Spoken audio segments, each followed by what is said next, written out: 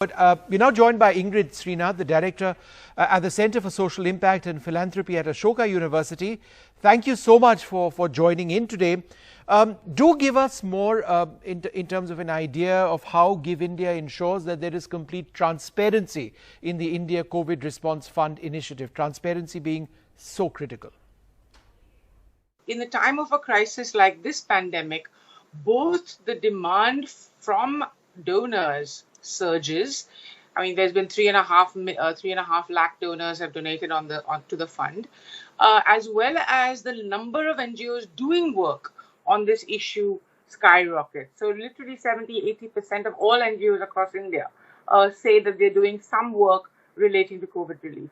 And so what GiveIndia did to cope with this surge in both, if you will, supply and demand, was to create a 20-person advisory board comprising of really eminent people across business, philanthropy, and civil society to oversee the whole process, define the mandate for the fund, define the fund's priorities, and then continue to monitor the performance of the fund. Within that advisory board, there's a 3-person steering committee, of which I am part, which meets weekly.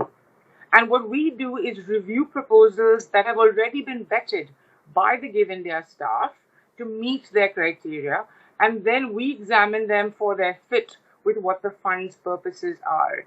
And so, and then we report back to the board on this. So in a sense, there's a kind of a 3-step vetting of every program that receives money from the fund. Right. Yeah, right. Ingrid Srinath, thanks very much. You know, people say that Indians are not that generous, but we've noticed Indians are extremely generous when they trust where the money is gone.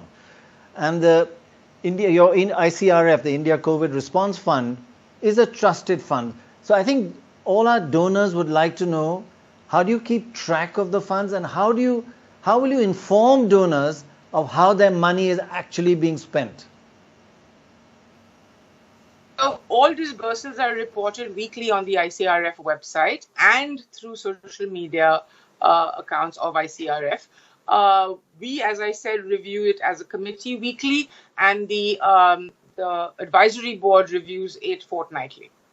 Donors are separate. So there are 2 stages. One is, of course, just letting them know how their money is being used, which is just information. And then at the second stage, to give them impact reporting. So it takes about 6 to 7 weeks for NGOs to be able to actually report back and say, these are the households that we cover, these are the number of children that we reached, this was the impact of your money, with the sort of evidence of that impact. And so at the second stage, donors receive impact reports.